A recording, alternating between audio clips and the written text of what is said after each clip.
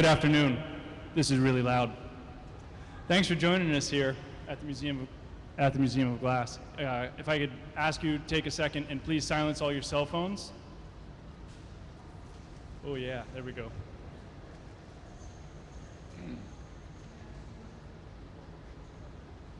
Thanks for taking your time out today on this beautiful Northwest summer afternoon to have a conversation with the artist Cappy Thompson. Cappy is currently our visiting artist here as part of our Visiting Artist Summer Series.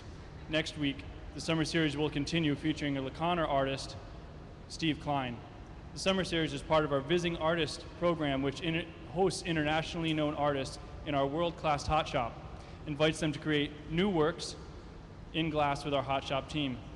We also take the hot shop experience on the road with our mobile hot shop, which has a fully equipped glassblowing studio and is transported to different events near and far. Please watch for our mobile hot shop truck on the road this August 31st when we visit University of Puget Sound here in Tacoma.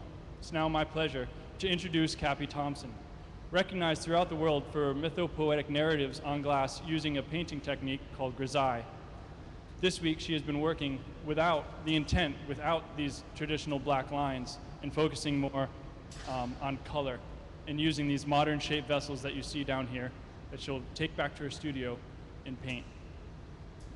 Her work has been featured nationally and internationally in exhibits at institutions such as the Smithsonian Institution in Washington, D.C., Museum of Fine Art, Boston, Corning Museum of Glass, New York, Contemporary Art Nikki in Tokyo, and Art Gallery of Western Australia, Perth. Her local public commissions include a 33-foot by 90-foot installation. It's a curtain wall at SeaTac International Airport, and a mural, which hopefully you all took the time out to check out in our grand hall, called Gathering the Light, featured here at the museum. Cappy has taught extensively and remains an advocate for the arts. She has been a member of the board of directors for both Bellevue Arts Museum and the Glass Art Society. Currently, Cappy serves on Pilchuck Glass School's Artistic Program Advisory Committee. Her honors include fellowships from the National Endowment for the Arts and Artist Trust, as well as Pilchuck's Levinsky Award for contributions in glass. Please give a hand to Cappy Thompson. Thank you, Ben. And a huge thanks to the museum for the opportunity that this residency affords me. And I know that Ben, he's been working all day, actually all week, so thanks for the introduction too, Ben. So I've been painting on glass for 36 years, and I have, as Ben was saying, I work with a traditional painting technique, and I work narratively and figuratively. I became known for the vessel forms. I started painting in stained glass, but I really started showing my work when I was painting on vessels starting about 20 years ago. And this actually this is in the collection of the Tacoma Art Museum, a gift from Anne Gould Halberg, and it's called I Receive a Great Blessing from the Sun and the Moon. I will be an artist and walk the path of beauty.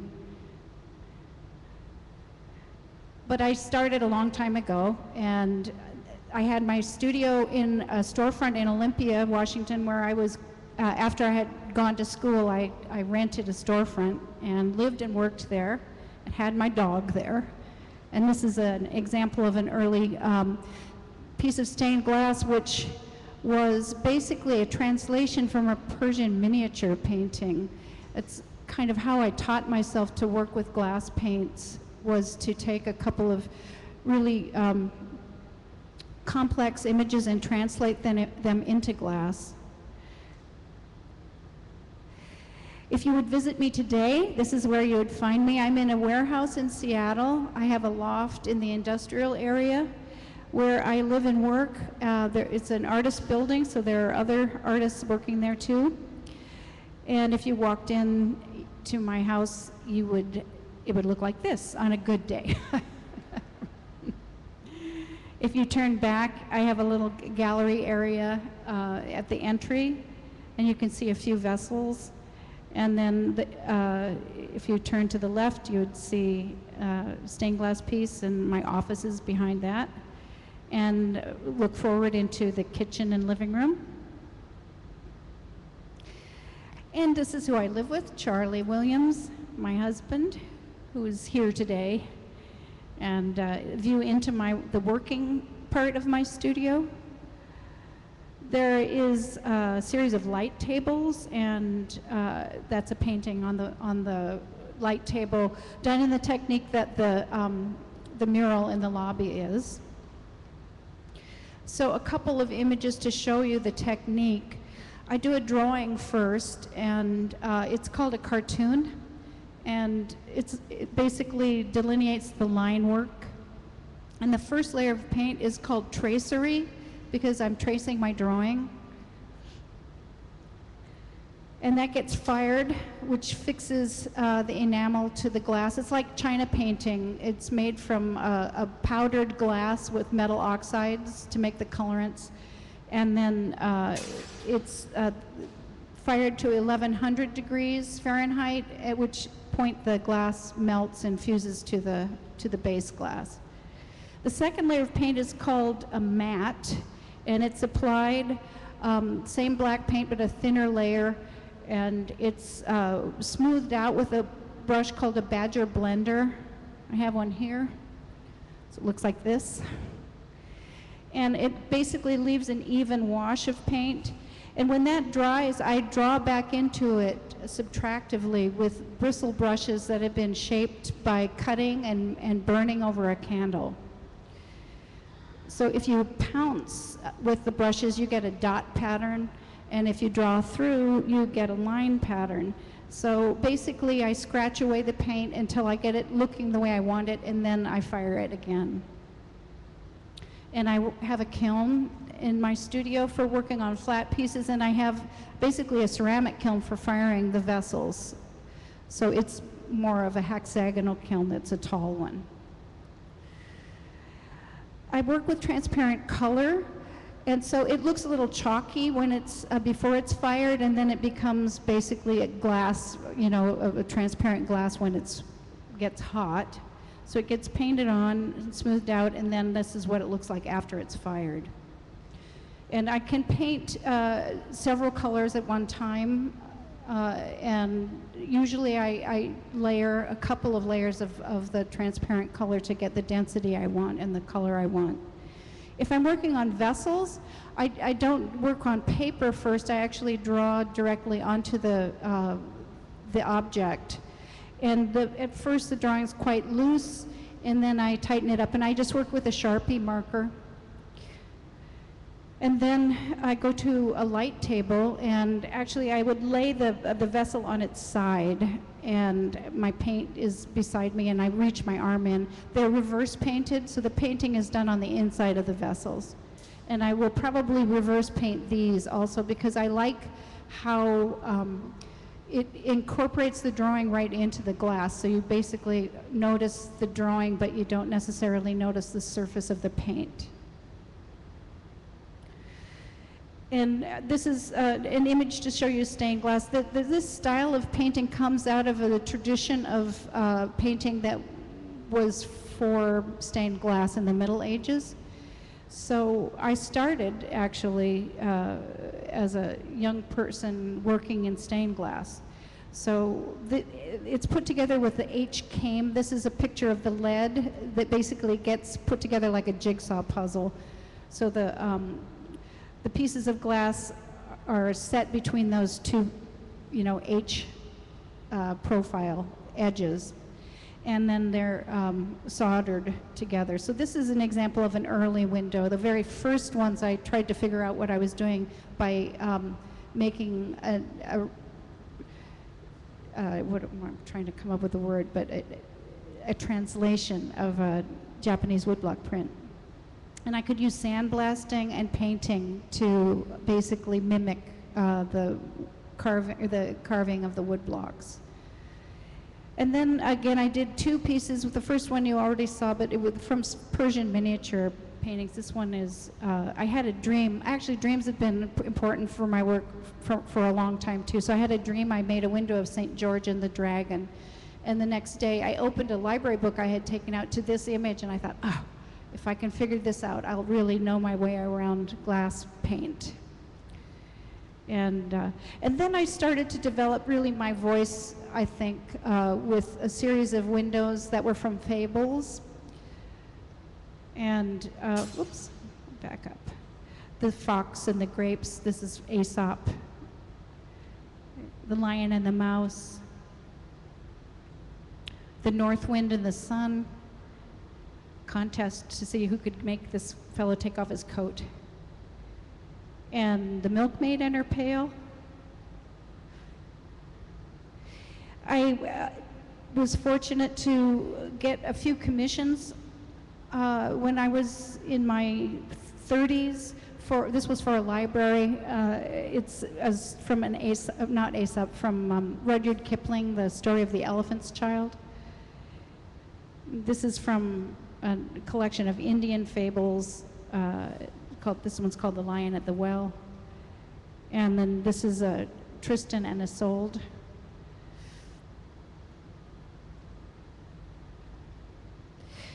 And this was called Libyan Rider. This was a little bit later, and I had started to have an autobiographical element to my work, and my friend asked if I could make an image with her dog, Libby, so that's Libby.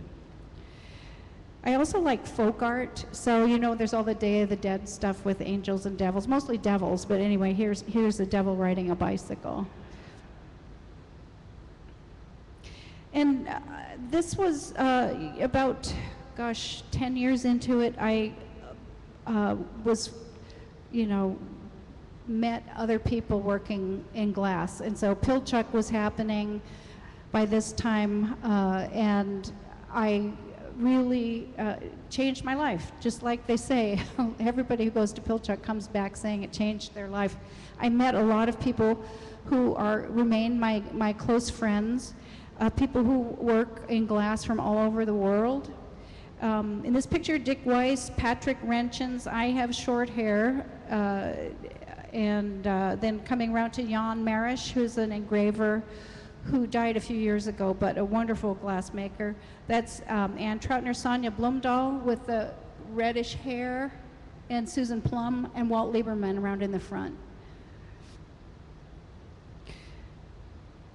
So I took let's see, first I was Dick Weiss's teaching assistant, then we got to be artists in residence the next summer because we were going to teach a class, but nobody signed up.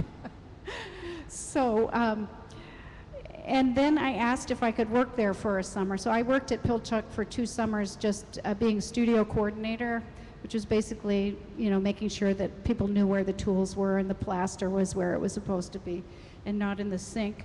And I met people, and I did little workshops. So I got a lot of attention from the faculty there, and asked to teach little mini, how do you work with enamels. It was a wonderful time for me, really wonderful. And I, of course, behind the hot shop, it was where people would stash their blown glass because the staff didn't have any place to put anything. They were really, at the time, you weren't really supposed to do a lot of work there. But I did find something that I actually painted on, and it turned out that it was somebody else's, but they ended up giving it to me. So anyway, this was the beginning of working on vessels for me. And this is Adam naming the animals. And I had been working with stained glass, so it was incredibly interesting to work on a 3D form because narrative lends itself to a circle.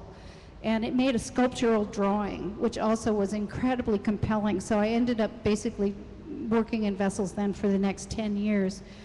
And I worked for 2 years just in black and white because it was quicker than stained glass, and I was used to this really saturated color from stained glass, and didn't know about the transparent enamels yet.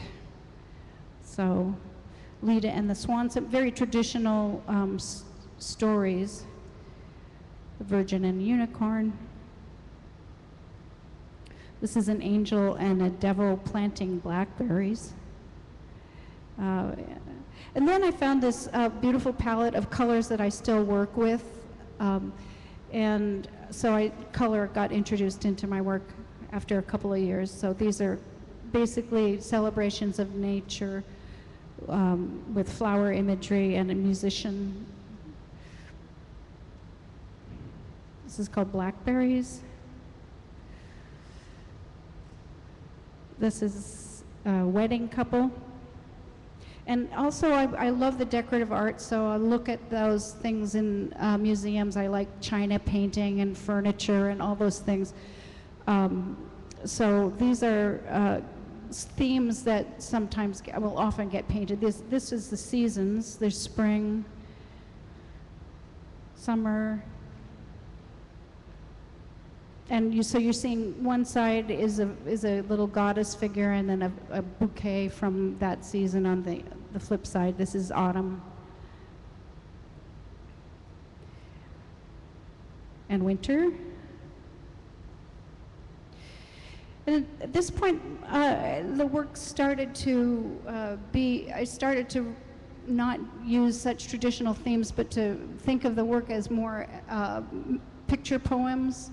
This one's called Sea Song.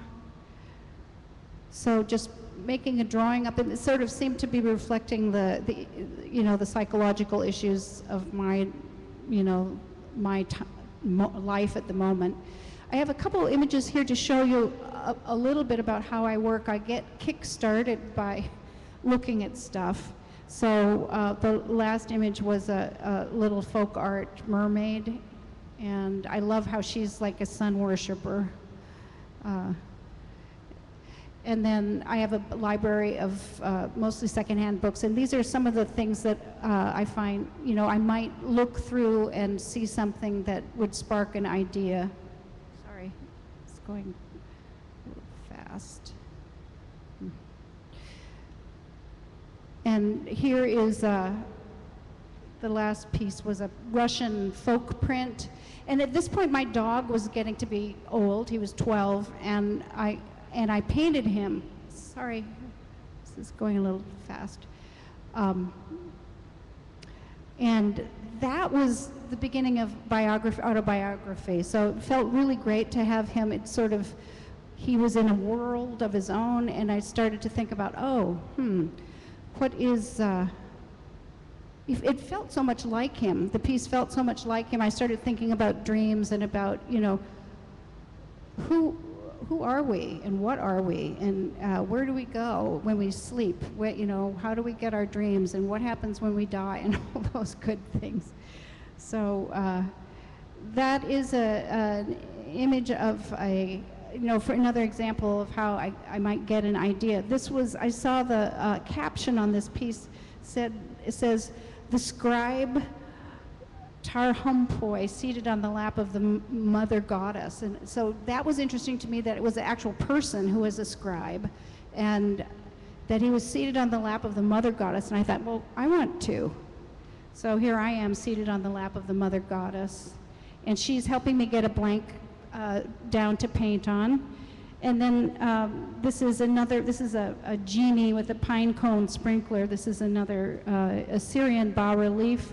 And my first husband was a science teacher, and he had a collection of pine cones. So this is Jonathan as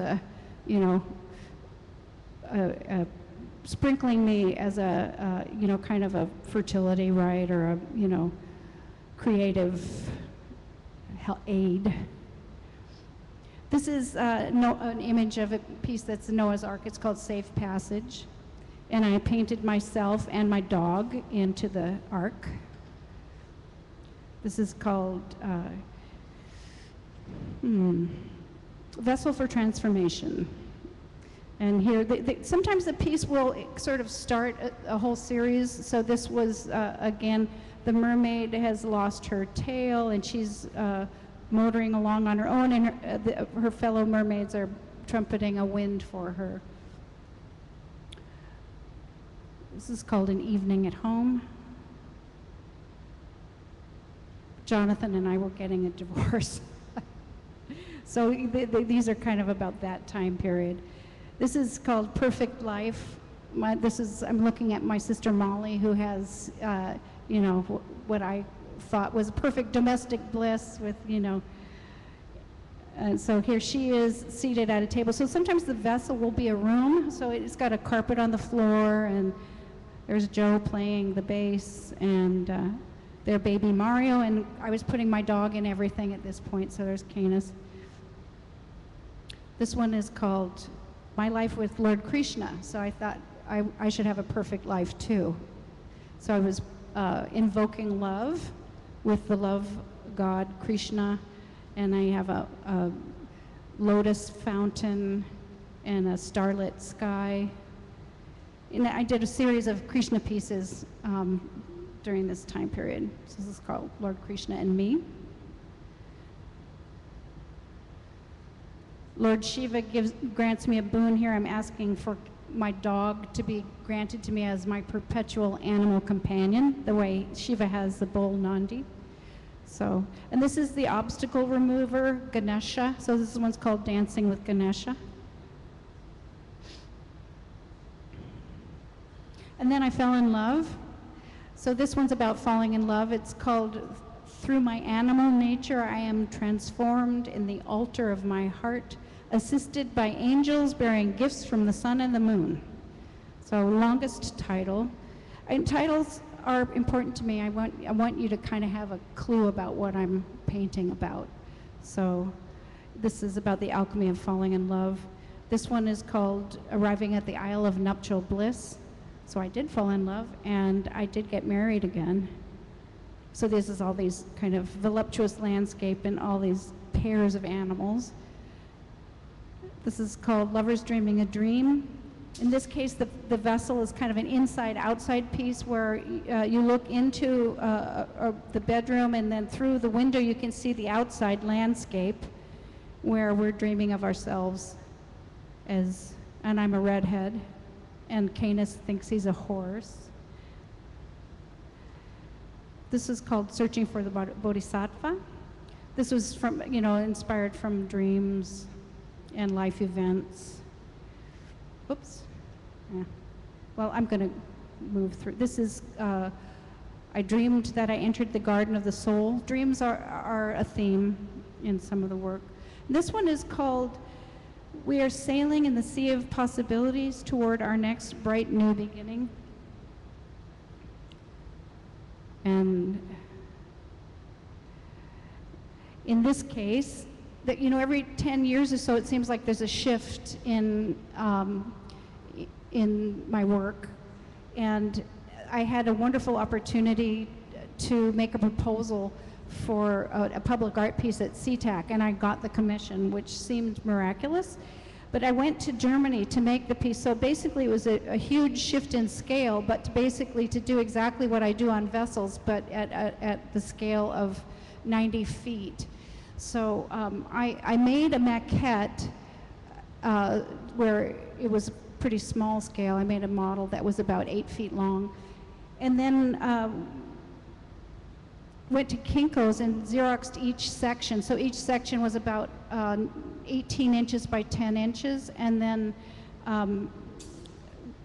they were put through the scanner. You know, I Xeroxed my glass painting, and then we were able to print the cartoons at full scale. And here I am doing the very same thing on a big scale.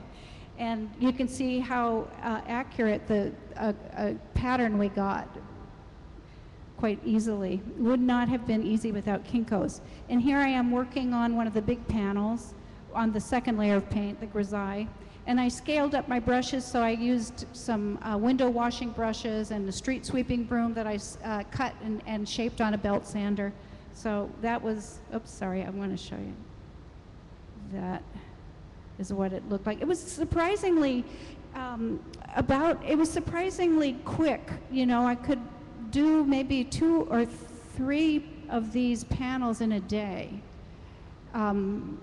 So it took about 3 months to do the curtain wall, do the black part of the curtain wall, and Here you see one of the finished panels. They were actually fired in a tempering plant, so we didn't fire these panels in a kiln.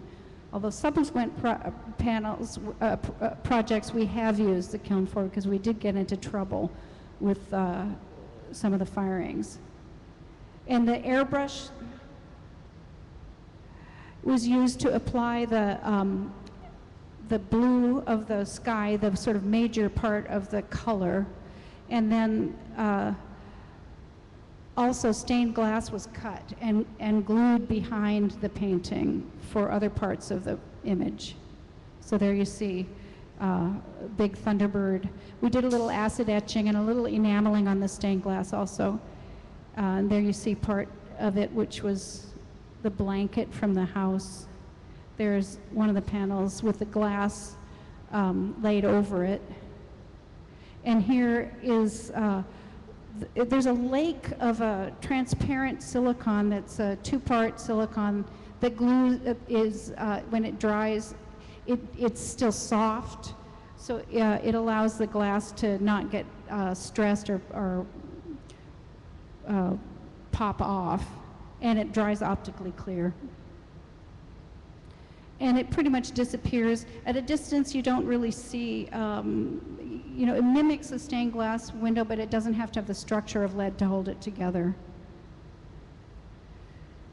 And here was a panel, so you can kind of see the scale. We really thought we didn't really know what it was going to look like. It was surprising how small it got once it got installed, but here it is being installed. Still looks pretty big, but when you stand back from it, it actually looks almost like it did as a model. But if you have a chance, it's at the end of the A concourse, and it's, I think it's worth the walk if you have the time to get out there. And it looks like this from the outside at night. So if you're not traveling, but you're picking somebody up at nighttime, it's very easy to see. It's at the end of the south end, the A concourse. Sort of right behind, there's a La Quinta Hotel. So up above behind that, you can see it. And then I did a few other large-scale pieces after this. And so this is a residential commission for some prominent art collectors in Seattle. And then I got to do the mural, which was another, just one of my favorite projects. And here it is. So you see a couple of working shots. Oops, I apologize.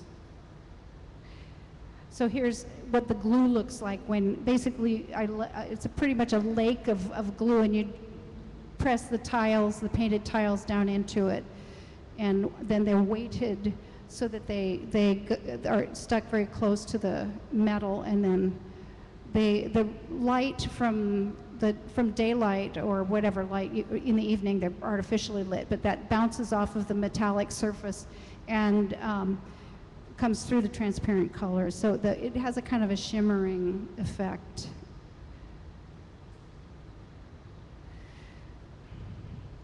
And this is another project at my alma mater at the Evergreen State College Library in Olympia.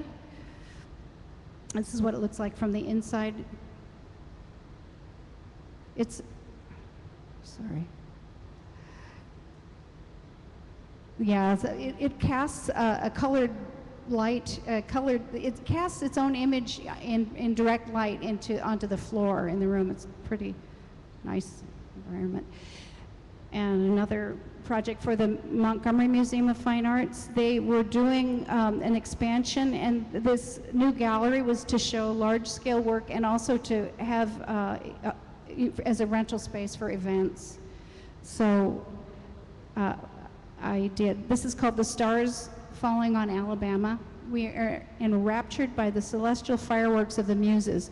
So it was a historical event in the 1800s that was a meteor shower that scared the heck out of everybody, but I reimagined it as pretty much a fireworks party.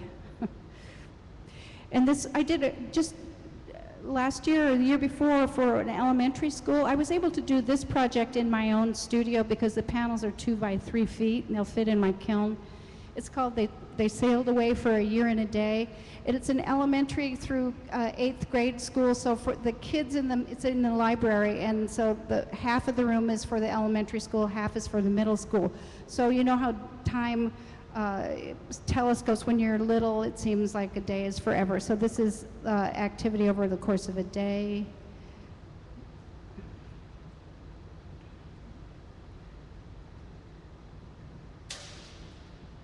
Oops. And then if you look the other direction, you see the seasons. So it's, you know, when you're a teenager, a year seems like an eternity. But anyway, oh, sorry. There's fall, winter, I'm sorry, spring, and summer, if it will stop misbehaving. Then I'm going to, if I can, just show you a couple of images from the last few years, and to show you a little bit about how sometimes glass is you know, it's an incredible material, and sometimes it's a little ponderous because you might get stuck in an old way of thinking. So about 6 years ago, a friend of mine, Dick Weiss, and I were invited to start painting on ceramics during the month of December at Pottery Northwest. And so we basically just have planted ourselves down there when they have a break in their class schedule, and we hang out with the resident artists down there, and we sit around and paint on clay while they do their work, and it's just a wonderful time. And so the clay is a less precious medium, so I've used it as a kind of a way to just work out some drawing ideas. And then when I do something I like, sometimes I'll bring it back to glass. This one's called All Life is Holy. Pilgrim. Yeah, so I've been working with bee imagery for the last few years because of the trouble the bees have been having. So this is a little self-portrait as a beekeeper, and with a tree of life. And this is a big piece. It's about 7 feet wide. My sister Sarah has this piece. I'm delighted that she has it.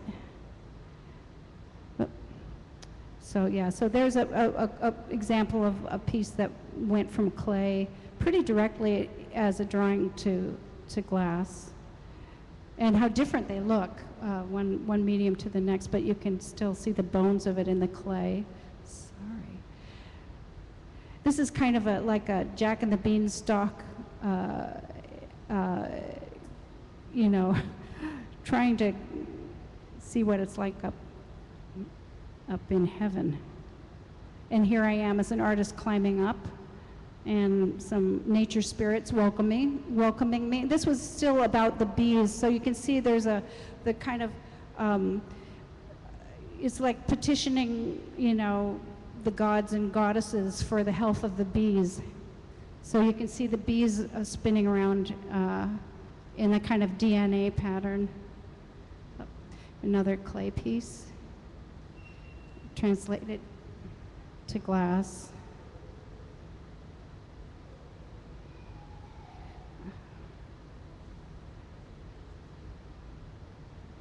This one's called Hearkening the Coming Good. This is called A Dream of the Bell Dance. That was directly from a dream. And this was called Dream Journey, 3 Aspects of My Soul.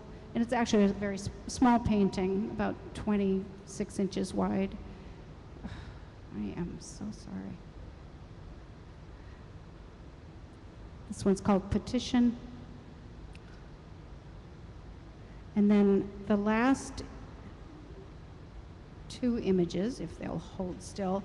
This one is called My Vivid Imagination, a portrait of the artist and her muses. So that's me with the vessel is actually a stage, and there's a cast of characters behind the backdrop. The backside of the vessel is a backdrop. And actually, I'm thinking of some of, like, these square pieces seem like a stage to me too. They lend themselves to one side behind the other, so maybe that idea will pop back up in a couple of these pieces.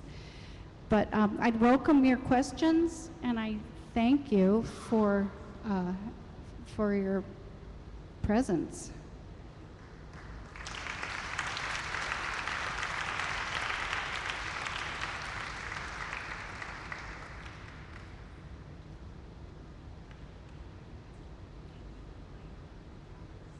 The question is, can I layer the colors? And yes, I can.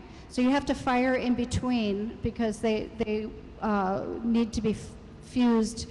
That one layer of paint will dissolve the next layer unless you fire it. But yeah, I definitely layer paint.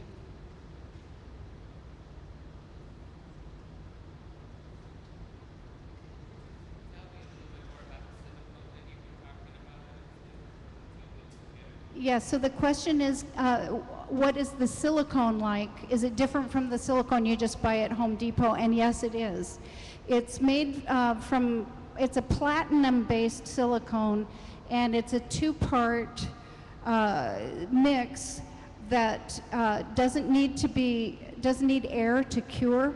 So basically, you mix it in a vacuum, and you mix it by volume, 10 parts of one to one part of the other. And it's basically, the vacuum pulls the air out of it, and you pour it out, and it has a working time of about 4 hours. And if you're interested, you can, email me, and I'll give you information about. It's expensive, not unmanageable, but about a 5-gallon kit of it is about $500. So it's cheaper than the German stuff. Yes.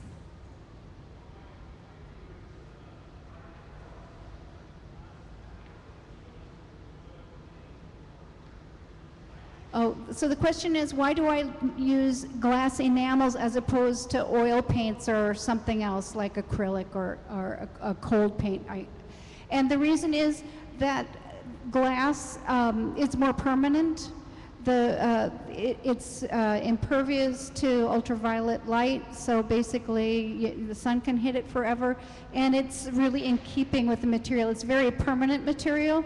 As long as it doesn't break, it'll last a very long time. Their acids in the environment can damage the enamels, but they'll hold up better than acrylic or oil paint. Yes. Oh, so the question is, who are the cast of characters? And in this particular piece, the moon is one. You see the round-faced, white round face is the moon, and she's playing a drum. And then Ganesha is one of them. My dog, plumed Canis, is sort of front and center. And the goddess Kuan Yin is pouring flowers out at the front. And then there's a little Bodhisattva, blue-faced goddess in the front. So that's who's in that. And the cart actually has eyes. So it can look forward, and it actually has an eyeball at the back too, so it's looking both directions. Yeah. Yeah, so the question is, why did I go to Germany to do the big project? And it's because they have, there are a few studios in Germany that do very large-scale architectural works, and I think it's because after the war, all of the windows were destroyed from the churches, and so there was a big industry for working with glass and a love of it in Germany. So basically the fabrication plants that work at that scale are in Germany, and they had pioneered this working on plate glass. So basically because the expertise is there. And it was just a great experience to work there too. I would love to go back. And the question is, how did I find out about them? And that was a pretty serendipitous thing. My friend Dick Weiss had seen a presentation by the consultant for the studio, and it's Derek's Glass Studios is where I have gone, and they're near Wiesbaden.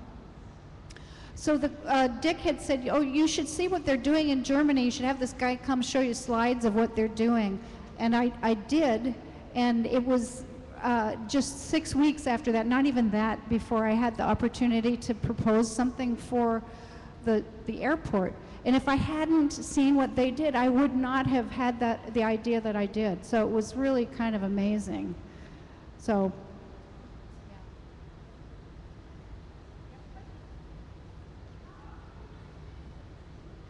How long have I been doing this?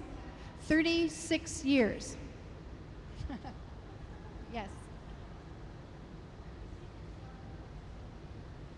The question is, where do I see myself in the next 10 years in my work? Well, still working. And, you know, I don't know exactly. I know that things change periodically. I see myself still working in glass as a glass painter. And I hope I get an opportunity to work on a large project again, because I really do enjoy that. And I think that what I do is really good at a large scale. It's funny, stained glass is such a intense medium. It's really good in churches. It's good in public spaces because you get this intense visual experience. And I don't know that we all want to live in that space all the time, but it's great to see it and to go, to be in it periodically. So I hope I get to do more of that. I don't know if I will, but anyway, I'll put my hat in the ring if I have the opportunity. So I hope to do more of that, and I think I'll be working at an intimate scale too. So whether it's on vessels or on well, I'll tell you, there's something else that I started, which I'm not finished with. Is I've started working figuratively in 3D, sculpturally, with clay, trying to make my narratives in a three-dimensional form. I don't know that that will ever be in glass, but I am trying to make an installation where I can see the drawings in 3D. They're pretty folk art looking, though. I mean, they have a lot of charm, but they're not super refined.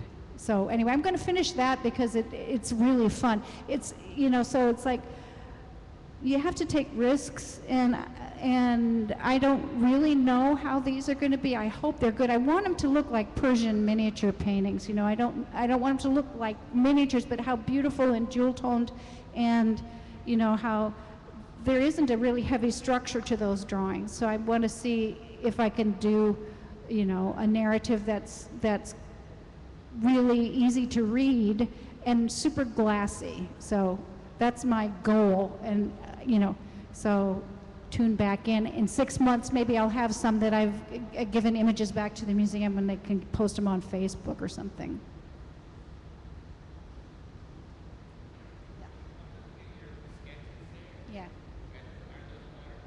Yeah, so the question is are they looking at the sketches, are they watercolors? And they are. And I might actually, I've been thinking about how I'm going to approach these, because it's not, usually I know I can just do the drawing on them and go straight to black, and then I figure the color out afterward. In this case, I think I might work directly on the pieces. One way would be directly on the pieces with watercolor, because it kind of mimics what the enamels look like. And so I can, guess about it without actually, having to paint in front. Because once you've fired them, that's it. You can't change your mind. The other thought is that I will work with a watercolor sketch so that I can see a direction for the composition before so I may not work directly on the pieces with a marking pen. I might be working on paper first. So I'm not sure. Thank you. They are beautiful. And that's thanks to the hot shop.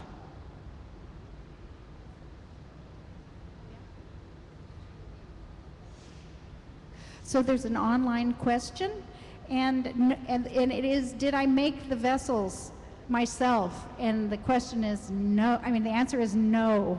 They were made, the vessels that I did earlier were made in Ben Moore's studio mostly by Ben, and the gaffers there have been Ben Moore, Dante Marioni, Paul Cunningham, Rich Royal, and very early on, actually, Bill Morris made some vessels for me. So I'm really lucky to be in the Northwest with incredible glass makers.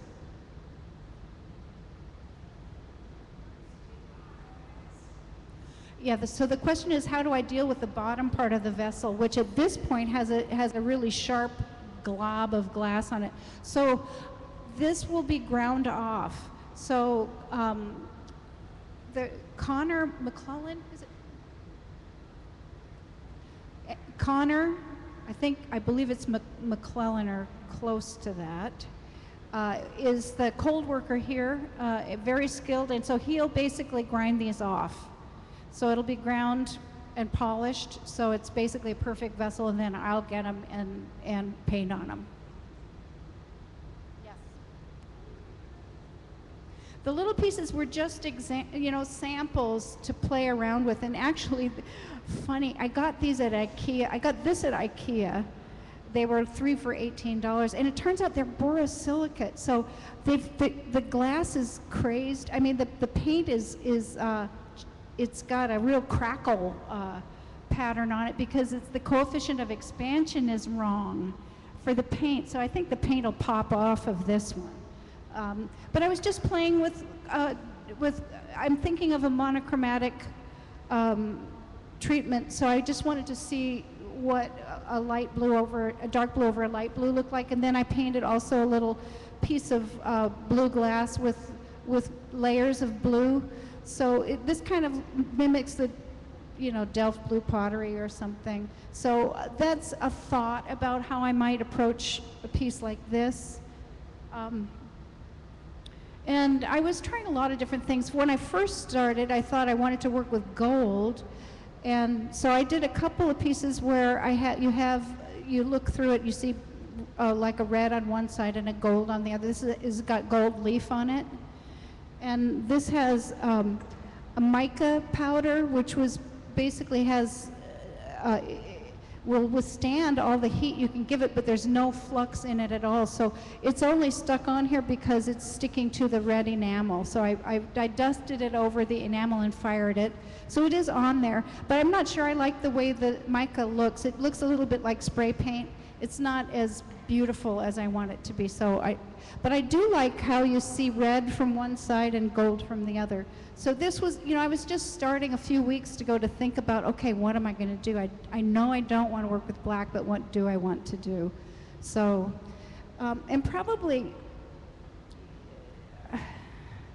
there's one other, okay, so here, this one, none of this is exactly where I'm going, but it's all kind of playing. So this is a light green with a dark green over it.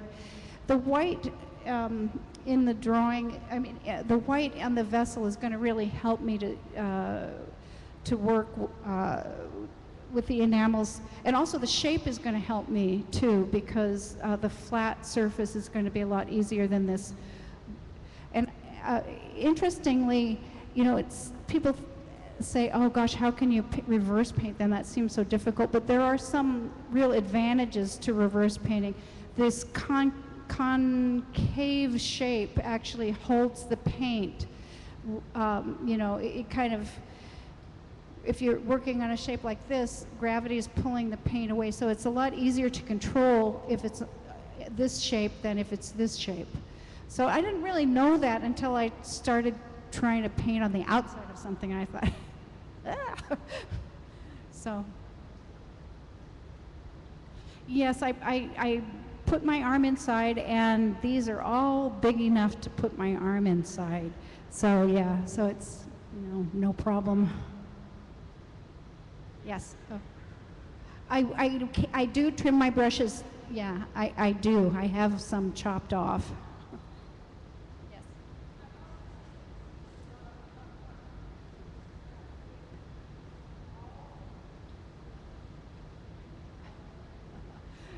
Thank you. So the question was that she sees the love in my work, and she asked if I had a piece that was my favorite that I really loved more than was. And so the answer is, I have a few favorites. I do. I don't know if I have one favorite one. It's interesting. I have some of the pieces that are the most personal, maybe because they are so personal, people look at them and go, ooh.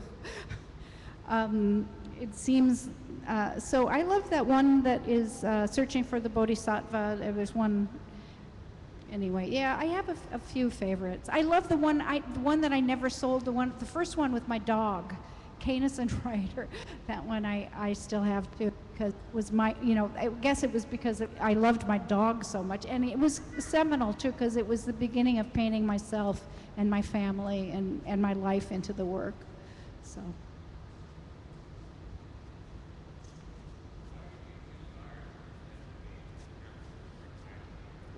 Why did I choose art rather than being a pilot or an accountant and, or anything else? And because my mom painted, my mom's here. Raise your hand.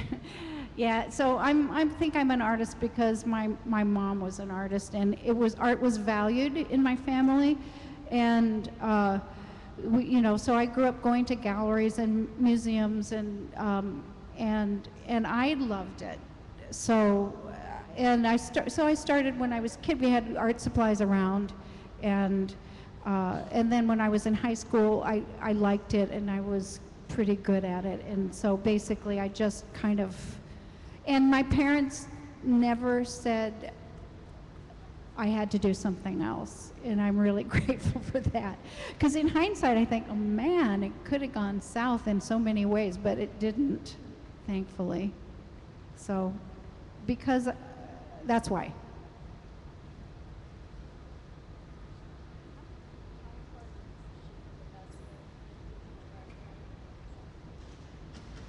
So the question online is, how important is the shape of the vessel, and do I direct the blowers on exactly what shape I want? And the answer is yes, the shape's important, and I do direct them, but I also appreciate what they do, and so I like actually anything in a range. Like I'll do some drawings, and anything in this range of shapes is what I'm interested in. So I like them to be different from each other, but to hold together as a group.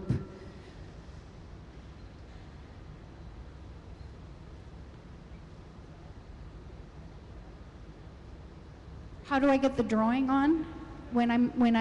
So do I attach a pattern to the outside if I haven't actually drawn it directly onto the vase? Yes, there are a couple of ways I can get an image on. So I'll probably, if I have it on for example, here, if I want to do him, and I have the vase that's the right size, and actually I did a drawing in pencil, and then I traced it to make the watercolor. And so here, and this is actually a Xerox of the drawing, and I could actually attach this, then put it on the light table, tape it to the piece, and then I could see it from inside. So there are a few different ways to do it. Oh, I probably will work also, I work with tracing paper a lot if I want to move something a little bit. I work with a Xerox machine if I think something needs to be reduced slightly. It's interesting, a lot of the times I know what I want to do by knowing that what I'm looking at isn't quite right. So you just kind of tweak it until it feels right. So that's interesting. I'm often guided by the fact that it's not right. So.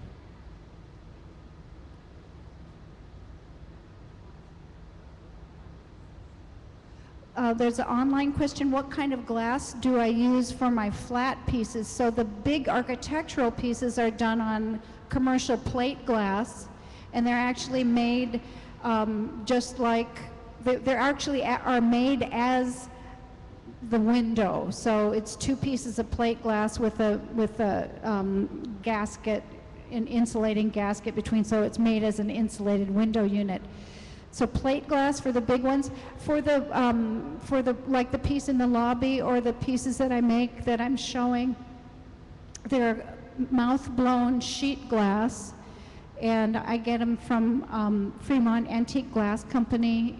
Jim Flanagan makes sheet glass in the old style where he'll basically blow a cylinder in clear glass, swing it out so it's a tube basically, and then they cut the top and the bottom off, and they cut about a 1/4 inch strip out, and they put it back into the heat of the oven and flatten it with a wooden paddle. So that's how they make sheet glass, stained glass. And that's, so the smaller paintings, like the one in the lobby, well, or the ones that are made on glass tiles with a metallic backing, are done on mouth-blown glass.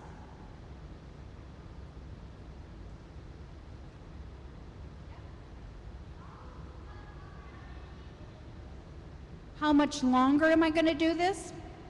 I mean, I've been doing it for 36 years. How much longer will I go? Hopefully until I drop dead.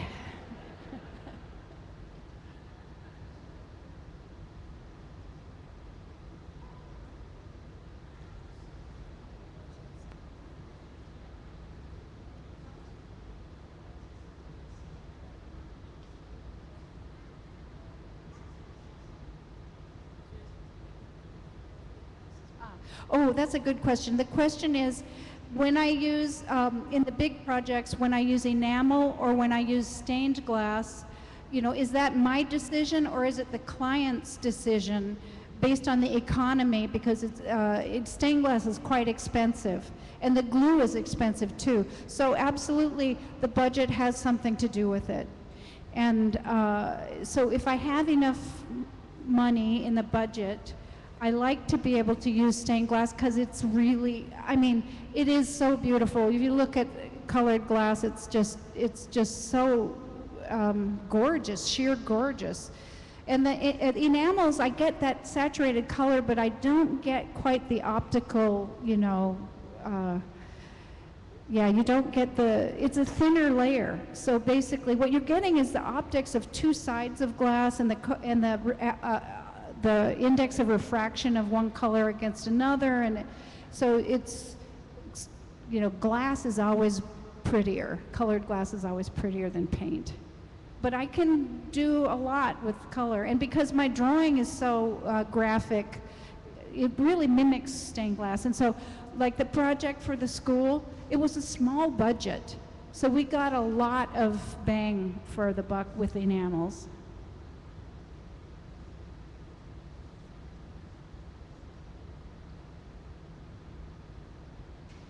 Thank you all. Thank you.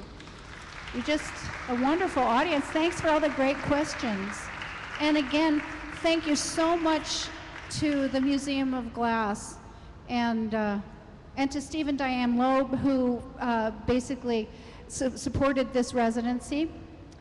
And I'm thrilled. Hope I do good when I go home.